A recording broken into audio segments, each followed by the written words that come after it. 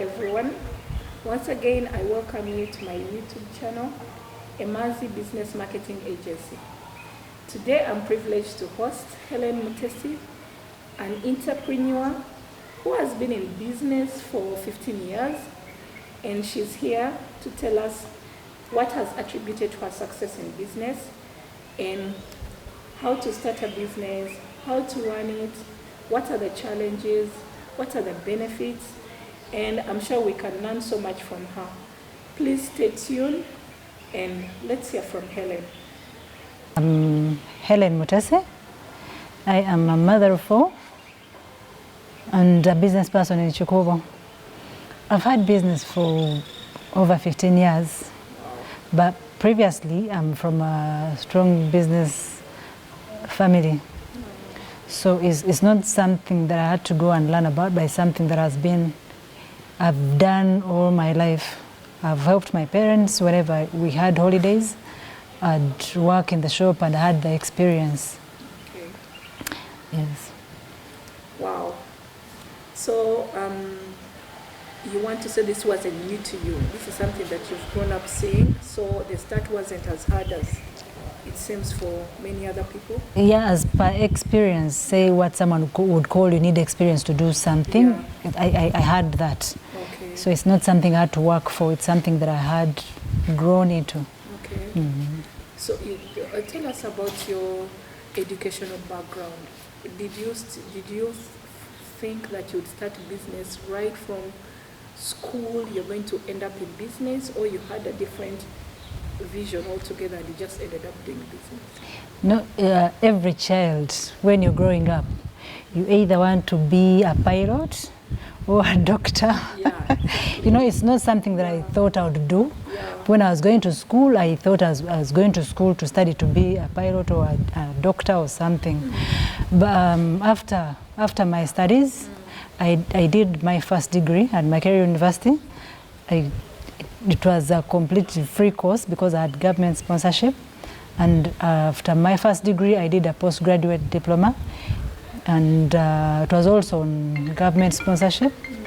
So after those degrees, I tried to look for a job just like any other Ugandan does. Yeah. That hustle of having to find employment. I went through that, tried several offices, tried banks. My parents then wanted me to continue helping them with their work, but I felt I needed to be independent. Okay. So actually doing the postgraduate, I was running away from the responsibilities of having to help my parents. I went to Kampala, had to do the postgraduate in the evening as I looked for a job during the day. So I tried finding a job. I remember one time I was at a function at Mukwano. Mukwano was rewarding its customers. So there was this Indian who saw me and had seen me from childhood because he used to come to our shop and saw me how I used to work. So after seeing me, I told him, you know what, I'd finished graduating and I was looking for a job. So he tried to connect me to work with them, with the Mukwano Industries. So he told me to apply. There was an opening of a salesperson then. So when I took in my application, I'll really tell this story. Probably it would help other people out there. Yeah.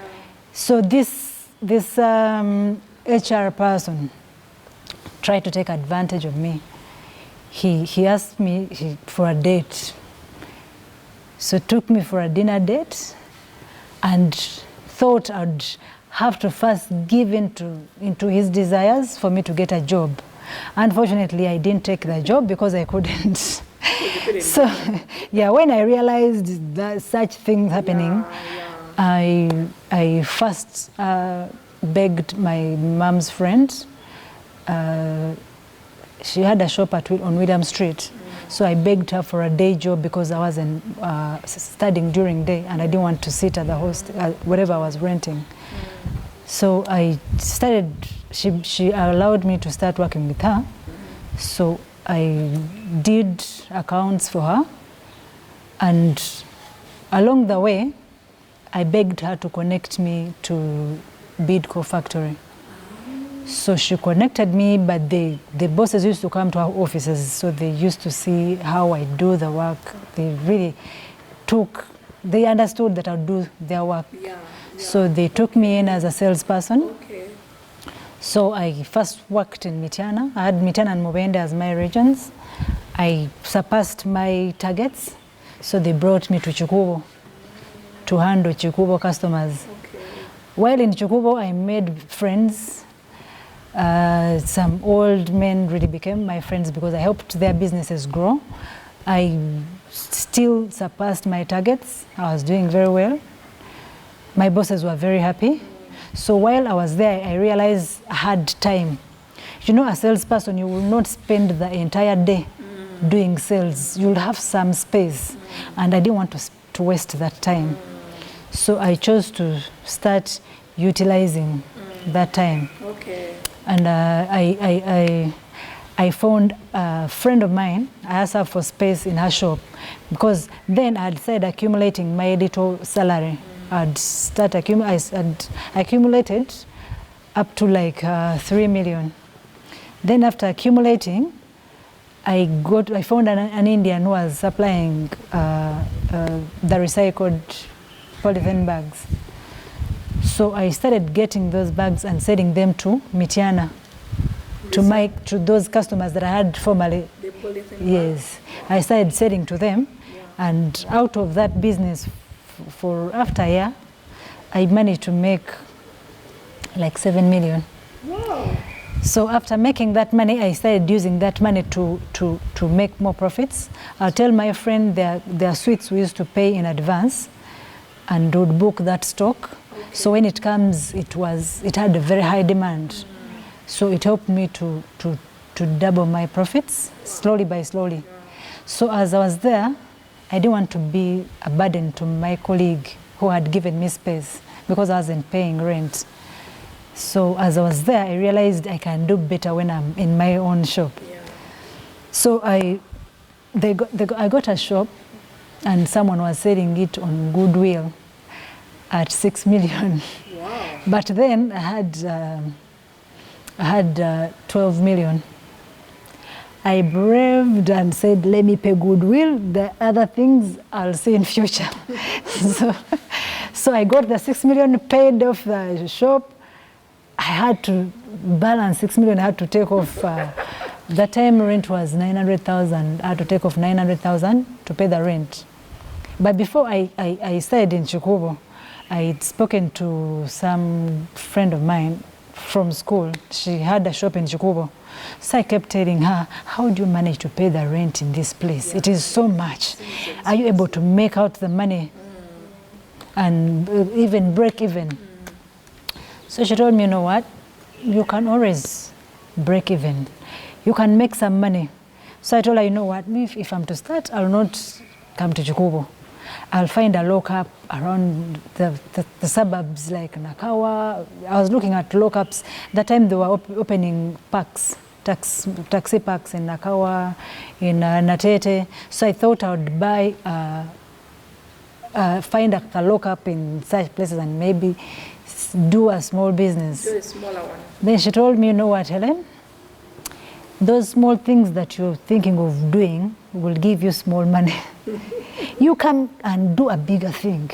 No matter the rent, the higher the rent, the more the profits you'll make. So you have to just come and face it.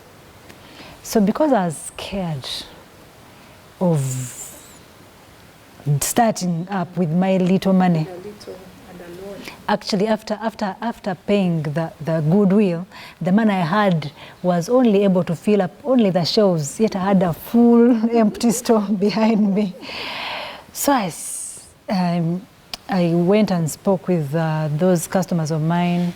They referred me to some suppliers. One of them had to tell the supplier that, you know, you supply her. If she doesn't pay, I am responsible. Yes, that was very nice. I managed to get more stock to add in my shop. So I kept working extra hard. But then I did not give up my sales job. So I kept doing my sales job to make sure that I find money to feed my shop and increase on my capital. Yes. So I kept doing both at the same time. I did not rest. So I kept doing that for like 2 years. Then I started reporting to my bosses that this chick has a shop, she gives less time to your work, but my bosses were comfortable because I was hitting my targets. I was better than any other employee. My targets, I'd always hit my targets. So I started the business. So after some time, I realized I had filled up the shop, my capital had grown, I had hired a store. And after hiring a store, I realized I would hardly manage the shop and the store when I'm not around. Yes, so that's when you that's when I told my bosses I needed to retire and concentrate on my business. Okay. But my bosses, nevertheless, they were happy for the choice I'd made.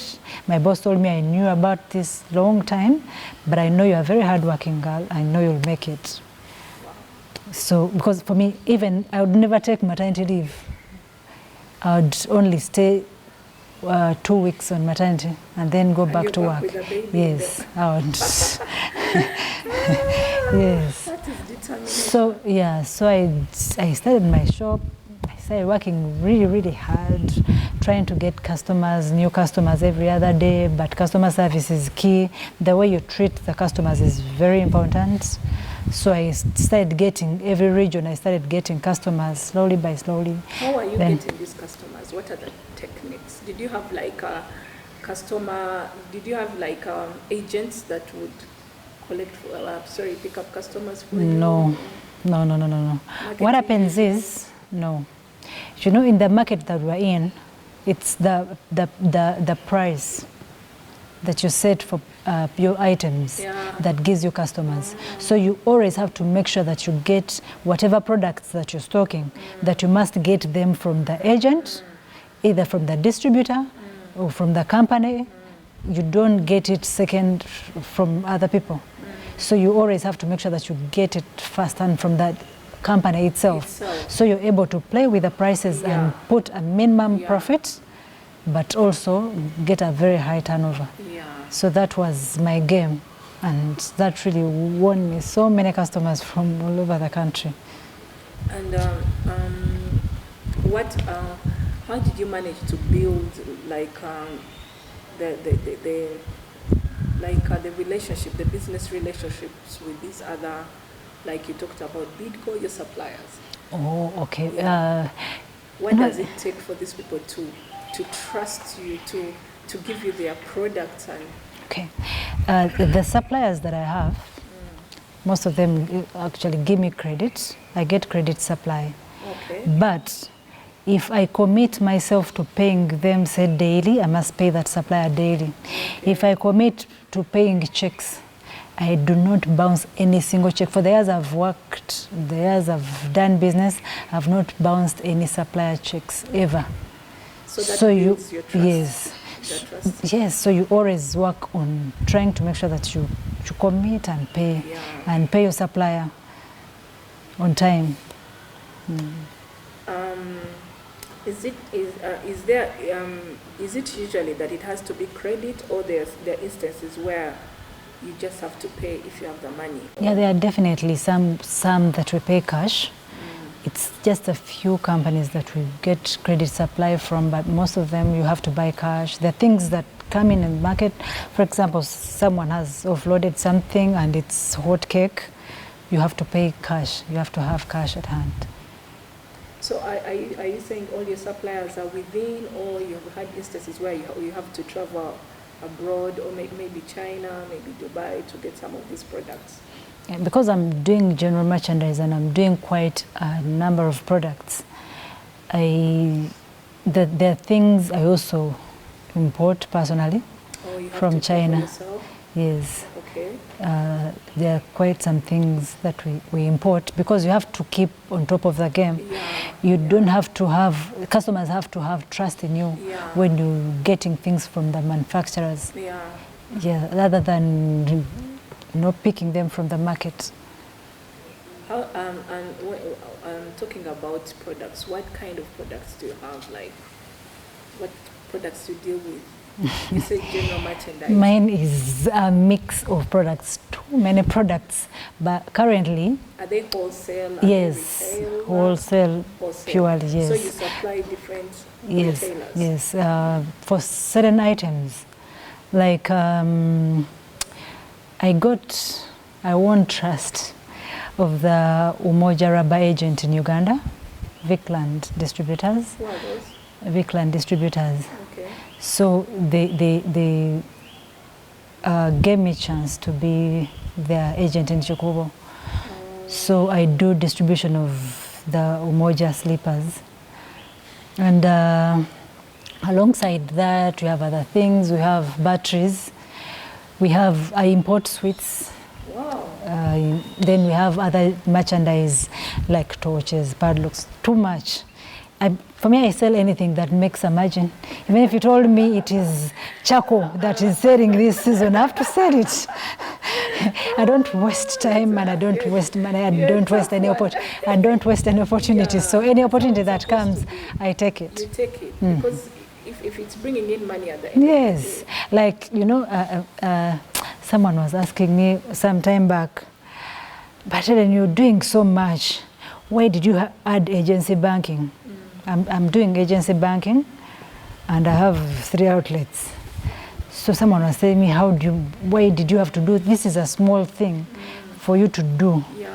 But why wouldn't I take an opportunity that comes that will make me, even if it is 500,000 and it is going to employ someone, to give someone a job. Exactly. So I do take every opportunity. Yes. So you don't give up on any opportunity as long as it takes, even if it gives you 50,000 a month, there is always an income. So you do not take anything for granted. Actually, when you talk about that, there are some people or some especially educated people. When they start, I think when they join business, they start comparing their advanced education on the business. Like 500,000 now, that's not money. If you're to employ me, you need like 10 million, and that is the flag they carry around. Yeah, and they've ended up losing all the opportunities. What do you tell such people? Even people who do the degree in business studies, they don't study the things that we do downtown. Yeah, exactly. So you do not carry your degree in the business and you think you're going to flag your degree and start showing off. For me, if it comes to going to arrange the stores, I do carry the boxes myself. If a customer is carrying boxes, I help them to stack on their heads. I do anything, not because of my degrees that I have to brag and be smart and don't do any work that any casual person can do. I can do everything. As long as you're taking money to the bank, definitely more than all these people with degrees. Of course. That's why initially the business used to be for unemployed people. Years back, but that is changing now because people look for jobs. When they fail to find jobs, that is the only resort to start and do business. Actually, now that reminds us that really, especially in this period we're in, we have seen people haven't been at work. I mean, when it came to essential workers and non-essential, and people started realizing, you mean I'm non-essential? I've been home for 2 months, and yet people in Chikubo, we still need your products. The house goes empty, you still have to go and buy to the supermarket, whereby supermarket still comes. So you find the people used to think that don't matter are the most essential. That's why these cargoes are still moving up and down, bringing cargo in. You realize what we used to call a job for uneducated people, because people have this perception that downtown is totally uneducated. There's no English there. They are so wrong. We are there very many with our degrees. But the good thing is when you're a bit literate, the things that there's a benefit to that. more than this other person who has not been to school at all. Yeah. Yes, because sometimes, like when it comes to balancing your losses and profits and all that, we try to win them there. So you wouldn't tell someone you don't have to go to study because you're going to do business and you'll be successful if you haven't studied. No, there's always a difference. Imagine you have suppliers you have to communicate with. I have to use certain media that if someone who has not studied has not even thought about doing, but I'm doing because I have an education background behind me. Yes. Oh, okay. Those are lessons being learned. So, what facilities have you used to in those periods where you've had to boost your business? What facilities have you acquired, to boost your business? In a way, maybe loans, maybe money lenders. Why do you advise people who are in these kind of situations where, in this period, businesses are not doing well? Do you advise them to walk in the bank and pick those interest rates? What advice do you give us, and how have you done it before? Okay, when I was starting, like I told you, my money was really little. Yeah. Much as I had these suppliers that were ready to give me credit, I didn't want to become a problem to the person who referred them. So at that point, I got a loan. Someone helped me get a loan. He was a bank staff, so he helped me get a loan at a bank staff rate. So that the loan was around 12 million, which I added into the business. But I took that loan because my salary was going to pay that loan, not the business. Not the business. Yes. Okay, because you were working. Because I was working then, and I was going to use my salary to pay the loan installment. So I started paying that installment using my salary, so that when I cleared the loan, that's the time I actually left my job, because I was able to run with the money that I had in the business. Yes. Oh. Okay. That is very but I'm wise. not a person of loans, because when you get a chance of getting supplier credit, then you don't need to add a loan, a bank loan. That interest is too much. Several times when I've tried to walk to the bank and they give me the math, and then you're like, okay, if I'm taking 200 million and I'm returning it in 2 years or 3 years, at the end of the day, what you're returning is more than double. So no, I would not work for a bank. As long as I have supplier credit, I can do. Yes. I think the catch word there is the supply credit. People need to. People, if you're in business and you're struggling, you need to have built a relationship with your suppliers. Building a relationship is key. Because they are the same people who bail you out during those periods. That is something to learn as well. There's also a mentality that getting a shop in Chikubo is next to impossible, or it's huge amounts of money, or it may not only be Chikubo. Chisenyi is also opening up, because Kisenyi used to be slums and what, but now there are shops all over. What do you advise people who would like to start a business down there? Can you go for that goodwill? Because apparently if goodwill is above 40 million, 50 million, is it worth it? I would tell someone that isn't worth it.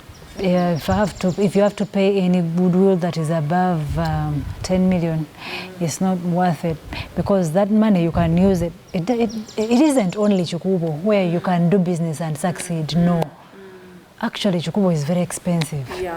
But I've seen people who have made it in the suburbs.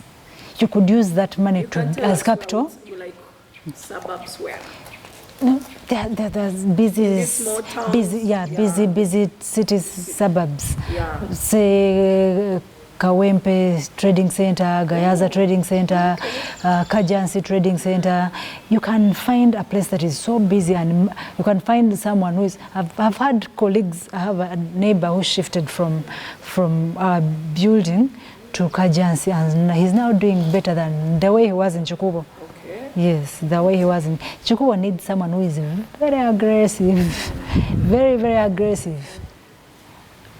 But if you're not that kind of person, I wouldn't advise. But if there's no goodwill, or if goodwill is less than 10 million and below, you can pay it if you trust yourself with your hard work. No, it's not worth it. And sometimes people are conned, and you know, there are buildings that they construct every month, every day. Yeah. So those buildings, if you consult the owners themselves, you don't, although they also need goodwill, funny enough. The landlords themselves nowadays ask goodwill. But this started for strategic. Yeah, but this started, yes, this started because of the brokers. Yeah. Because they have to the brokers showed the landlord that they can get 50 million from a tenant as goodwill when they've not even contributed a single brick on the building. So that contributed, opened the eyes of the landlords, and they also started asking. But they don't ask as much as the brokers. As the brokers? Yes. Wow. And I think even because the town is now decentralized, you know, before the whole town used to depend on Chikubo, and the town wasn't so big, but now the town has expanded. I'm telling you, so, Indians have changed the marketing strategies. Yeah. Chikubo used to be the heart of business. Yeah. When they came, they started opening up outlets, depots in every trading center, in every village. That is so strategic. Someone doesn't have to go all the way to Chikubo anymore. So for us who are diversifying, you import much as you make very little profits, but at least you try to diversify to give a customer reason to come to Chikubo. Yes. Yeah. Other than that, if you're selling sugar, so it is everywhere and at the same rate that you receive in Chikubo is the same rate someone who is in Kaberamaido will receive. So yes. Okay. So what, like now, I was coming actually to that question, what are the challenges that you face in these businesses? You as a, in Chikubo there, what are the challenges? Basically, there are like two major challenges. One is rent, because Chikubo rent is high up there. Besides that, even the opening of these outlets and everywhere, it doesn't change? No. Oh.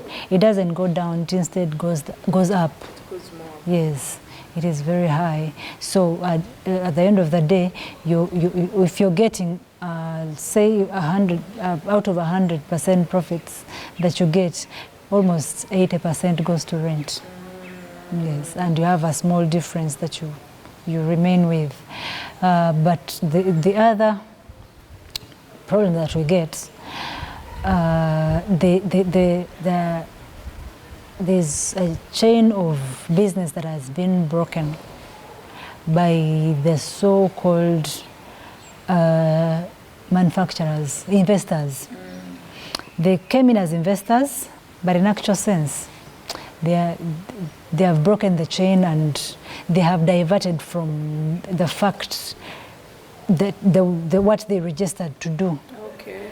And I wish if government doesn't really look into that, it's going to spoil the business completely. What exactly goes on? A manufacturer comes, opens up a factory. Let's say a sweets factory. So this manufacturer, this is especially with Indians. Yeah. They'll go and bring in their brothers, their relatives. They'll open for them a depot. Oh, then they open the depot. Yes, they have depots all over Uganda. So when they manufacture goods, they deliver to those depots. But they do not only deliver to those depots, but also along the way, they go selling. So me who is in Chikubo waiting for customers, they won't come. They won't come. Because this manufacturer who is supposed to supply me is supplying the other person. Is even going up to your own client. Up to my own client. And you know the funny thing they do, they even give, I'll give you an example because I have friends, family who are up country. There's a manufacturer who was supplying to me, for example, a product at 53,000.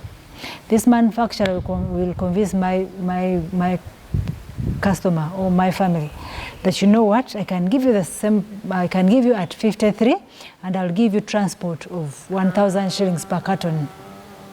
Remember, if the person is buying full truck, they will not spend all that much on transport. So they will basically get lower than you. Remember, this person is paying rent of 100,000, sorry, like maybe 1 million shillings, and paying rent of 5 million shillings, but is getting the same product and even lower than you. That's a challenge. They have completely broken the chain of business. So Chokubo is no longer the heart of business. That's why I really keep advising my friends who are coming up to think of venturing into business. I keep telling them that if you want to come to Chokubo, come. But it's no longer the heart of business. You can do very much better if you get a suburb, in a suburb, a busy suburb. Yeah. Yes. Yeah. But still doing the same business. Yes. Yeah. Okay. Of course, those are the challenges, but I'm sure there's the beauty about the business. What have you benefited from this business? Like I told you, the person who benefits is the person who diversifies. That's why I told you I can sell everything, even if it means charcoal being the product that is on the market at a particular season. If you do not diversify, it's very hard to reap out of it. Yes. So you keep reinvesting, and then you also like make sure your I should say that your options are open. Yeah. Because I know there's a time I heard you had brought in like a container of shoes, sandals. Is it sandals or like from China? And like Helen has. She works. That is one way of diversifying. You have to look at all options. Like if this fails, look at the fact, like the situation now. So when they had to lock down our businesses, I have colleagues who have sat home for months since towards the end of March till date, because they did not diversify. But I didn't sit. I've been working on phone because I did some distribution with Bidco. I went back as their client and I'm doing distribution. From the factory yes, so that I've been doing remotely, and I would survive sitting at home. Wow. Yes. Should I say it's a gift? I don't know. You know that you get in a shop and sit and work. No. You know, you have to be aggressive until, you know, when you reach like our productive years, the person's productive years is between like 23 to 45. Beyond 45, you're supposed to retire. You're supposed to be ready. Yes. So if you don't use your time now, where else? What other time are you left with? And remember, every year that goes, you cannot recover. You can't get it back. Yes. Yes.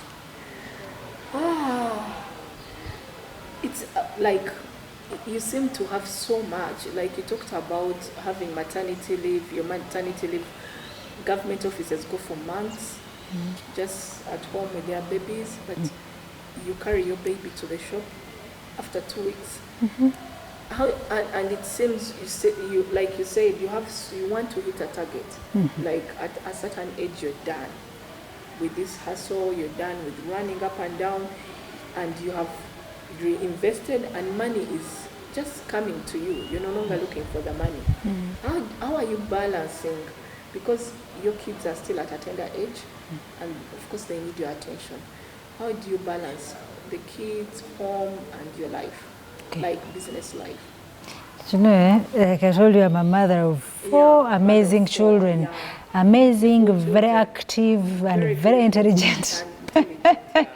So, like I told you, if you set targets in life, Yeah. you can't sit on maternity leave for 3 months. Why? Eh? Why would you waste those months at 3 home? months. And actually, Unless if you're being a housemaid and they are paying you. I know. But why would I sit at home for 3 months?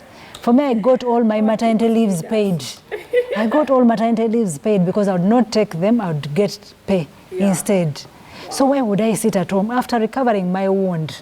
Why would I sit at home? Doing what? You know, Speak to us. no, it's not, you know, I told you that our active years are between 23 and, mine is supposed to be between 23 and 45. Beyond 45, I'm supposed to retire. I'm training my children. I want them to take over from me, to take over my business. My daughter at 12 can work on my table. She can work on my computer, with my program, and she can make receipts for the customer.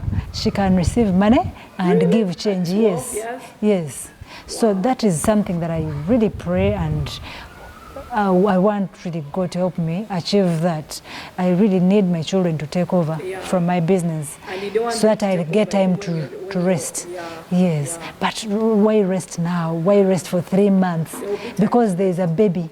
You know, you can always have this baby with you if you have where the baby can sleep. I've seen mothers on the streets who I've seen, there's a woman I used to pass on a street. She sells handkerchiefs to bypassers.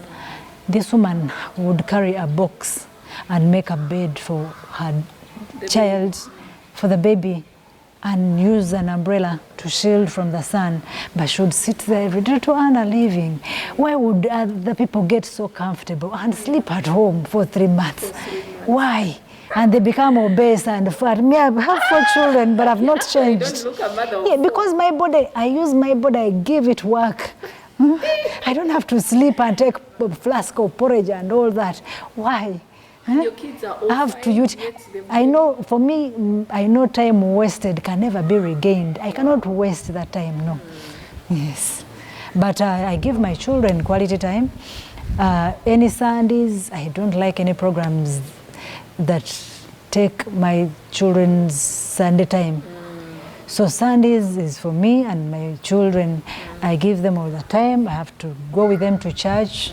We are members of Watoto Church. Because I want them to grow in a Christian background. So rest of the time we either do cinema or we go home and learn to cook and all that. I try to give my children time to try to learn each one of them to know. And that's a beautiful thing you're doing. Because you've also been raised in it and you see how far it has brought you. And I think it's really good it would be only fair to pass it on to the children. Because at the end of the day, you don't want to work so hard and then you get nothing out of it. Yes, true. Like even sometimes, you know, all my children are day scholars. So there's a time I felt I was too busy. And I'd entrusted their uncle to pick them up from school. I would drop them, or their father drops them, and then we get an uncle to pick them and drop them home. And then I realized I was losing a touch of my children. I realized I'm missing out on something because I would go back when they're sleeping, and then we have to wake them up so early. So I made a resolution that beginning, actually, last year, I said I'll start picking my children from school. Because the time you have with them in the car is very, very, very important. Yeah, I also do it sometimes. Yes, the child will tell you how their day was. That's the time that they want to open up to you. Exactly. So that time is, it is time that you can and you cannot forget it attach. Because if a child is 12, soon she'll be 15 and she doesn't want to know. True. And you've missed out, you don't know what she's gone through. Some of these kids have experiences at school, maybe they have bullies, you don't know. True. And you're working, you're making money for them. And at the end of the day, it's a waste. So I really try to balance time of work and children. Yeah, when it comes to family, it's very important. You can have all the money in the world and lose your family, and True. it's not worth it. Oh, okay. So actually now, that's why I've been hearing you and listening and really trying to get in your day. What is your typical day like? Because it's so much, and you don't seem to lose even a minute in a day. No. What is your typical day like? And for any business person out there, I don't think that you're going to be successful. And your day, you have, I think there's a program. You have to program yourself. Actually, we have a standard routine.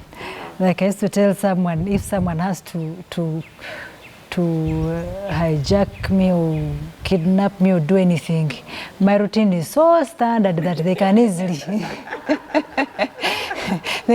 find me, because we wake up at 5, prepare kids for school, and then this year I started using the facility of Kampala Club. I got membership last year. So I started using the facility of Kampala Club because normally we want these primary kids to reach school by 6 a.m. because between 6 and 6:30 there is morning prep. So because I could not afford boarding, I want them not to miss out on that morning prep. So I make sure I drop them that early. And then this baby, I keep the one in kindergarten, I keep him in the car until 7 sharp. Then 7 sharp, I take him to class. So after taking him to... What are you doing you at that time? You're in the... I'm in the car waiting with him because he's sleeping. I normally get him up comfortable. Yes, I make sure he sleeps during that hour, at least that hour from the time, because we leave home by like 5:30. So between 5:30 and 7, I want him to rest. So when he's resting, after I wait for him to rest, I drop him to class, and then I use the facility of Kampala Club between 7 and 8 for 1 hour. I use that facility, either gym or swimming. Yeah. So after that hour, that's when I walk. For me, I leave my car at Kampala Club. So I walk from Kampala Club to Chukubo. And in the evening, I walk back. Yes. Okay. I think I still have a long way to go. I'm telling you, you're making me feel so embarrassed about my schedule. My schedule 5. That is crazy. And then what time do you go to rest? What time do you go to bed? Because I started going back early home, because I have to make sure, I have to take kids home. I have to make sure they are home by 6. So by 6, when we reach home, what we do is shower, as our helper is arranging the dinner table. So after we have dinner, I send them to bed. I make sure they're in bed by 7 or 7:30. I want them to rest enough. So after that time, that's when I tend to my things. There's a time I was in South Africa, I met this couple, and they were so old. So they told me they're traveling the world. But they had worked for it. You work, invest, and then you'll have all the time to holiday, to sleep if you want. Yes. Exactly. Helen, you've changed my life. You don't know how, but you've really changed my life. So before we wrap up, what do you advise women? And how? Because like you're talking, a mother, it's very important, because as a mother, I feel like we hold like the light, for homes, in every single way, for the children, for financial. Yeah, the men do that also, but it's very important for the woman as well. Because when the men are doing badly, the women are the ones who step up. And most times, there are some women that are stay-home moms, and they are okay with staying home. And then what do you advise women who want to get out of their shell, who want to get out of that, should I say, like, some could call it a prison, some can, I don't know what you would call it, but they want to just get out and go and do something for themselves and for their homes. What do you advise them? Before I start advising the women, Sandra, I need this, our generation, to start teaching our children to be independent. Those comfortable housewives, because they are given food, they are given money for everything, even their inside clothes, so they don't see any reason to work. You know, it is very, very bad to depend on people. Who pay their wives to stay home. I would never, if I found such a man of me, I would never. Because for me, that home is prison. Why would I sit at home? I was so careful to use that one, but I would call it prison anyway. Yes, me, I wouldn't. But we have to teach our children to work very hard. You see how much I'm working. When I'm investing, I will not think of buying a plot for my child. Let me find something, business for my child. No, because my parents did do that for me. They didn't do that. Much as they had enough to do it, they didn't do that. My father, when I left Michiana after my first degree, I applied for postgraduate because I wanted to leave home. Not because I wanted to study, but because I wanted to leave home. So yes, so that time when I was leaving home, I had worked for them and they paid me my salary of 300,000. So that salary, they were paying me 100 every month. I think I'd been with them for 3 months. I had to use that salary to pay my rent. My rent, I got a 2-roomed house. It was 80,000 around Bokoto. So I had to pay rent on that 300,000 of 3 months. So after paying that money, I was left with peanuts. When my father was dropping me, I had not paid for my bed, but I had booked a bed. I took him to the carpentry to show this man that I needed to clear the money for the bed, to take my bed to my room. This man said, "Have you paid for the bed?" I told him, "Not yet, because I don't have money." "Then you'll come back and pay for, when you get money, you'll come back and pay it and take it." I had to go sleep on the floor with my mattress for 3 good months. Probably that day even had like 5 million shillings in his pockets, but he could not do that for me. Because he had to teach He had to teach me to be independent. How to manage my money, that small money that I had. You understand? I remember he left, and at that time I had 20,000. I had to survive on it. He didn't even leave. He didn't leave me even a single shilling. He told me he got salary. And indeed I had got salary.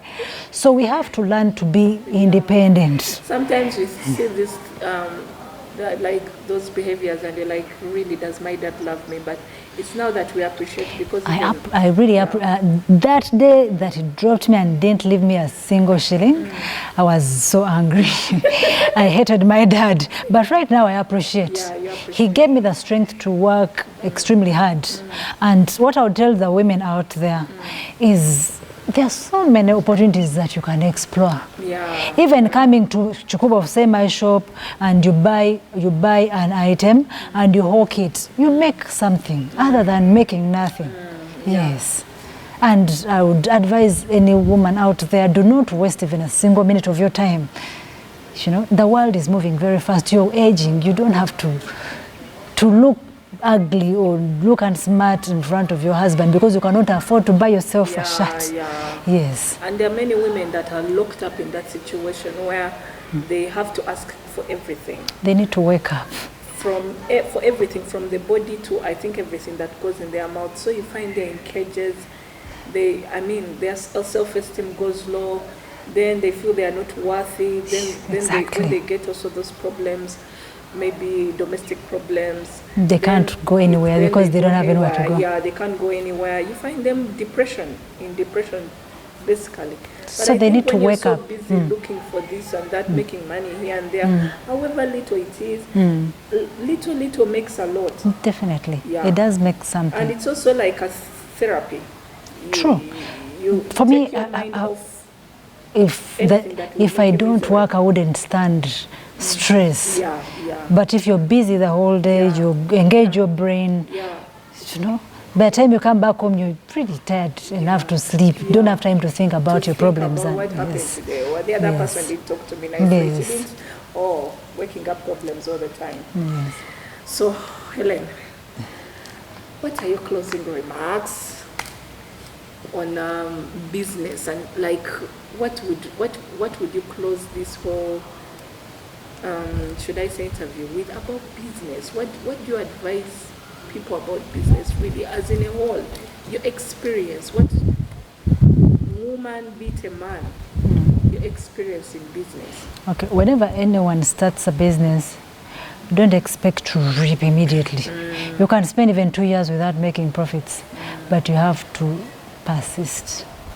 You have to continue working. So in the future it can reap, but you don't have to give up. Yeah. Yes. Are those the principles that you use in your business right now? Yes. You don't have to give up. You have to continue working hard. Some people, when things get tough, no. Every time you get a problem, just take it as a challenge or a lesson to do better. Yeah. Yes. Oh, Helen, I can't thank you enough for that. It's for your a pleasure. time. I know you've talked to many souls, and already I feel transformed. There's some things that you say that I'm going to think about, especially the time you're talking about, the time we waste and spend. I am one of the victims of time, and you're right. This is the time to work. We've had the chance, and like you said, there are many opportunities out there, and I know that you also. I know you also lend a hand a lot to many people who, if your family, I think you've helped your family also come. I do help a lot of, actually I do help the helpless mostly. Yeah. I do a lot of charity a lot. Yeah. Actually, if you want to succeed, I think God helps me because I give out. You give out. Yes. Because I know that you have really given out to community, to charity. Yes. And that's one of the big principles as well. Because there's no way you're going to get without giving. You can't. And I know you run out to many disadvantaged people, which is also really important. So I thank you so much. You're welcome. And I pray that the listeners also transform like I've been. And to know that really there's a lot that we can still do, and we still have the energy to do it as well. Yeah. We need to do it right now. Yes. So that in future you find money is making itself. True. And you're on holiday, you're in Dubai, you're in China, you're where, with your kids on holiday or your husband, and money is making itself. True. So thank you, Helen. You're welcome, It was a pleasure Sandra. hosting you. And Thank you. We need a one-on-one. Well, that was Helen Mutesi we heard from, and I'm sure some of you have been inspired, if not all of you, by her story about business. And I believe that from her testimony, our lives are going to change. Because like she said, there are certain principles we must have to be successful. And I must say she's successful, and she's got there. As I close, I want to thank our sponsors, Serena Hotels. Right now we're at Chigo, Serena Chigo. For those who have been there, you know how it looks like. For those who haven't, it's a very beautiful place with a lot of serenity. And it's open as we speak now. They started work. Please pass by for anything. There's, it's going to run on the screen and you'll see their packages. And thank you so much for joining us today. We love you. God bless you, and keep safe.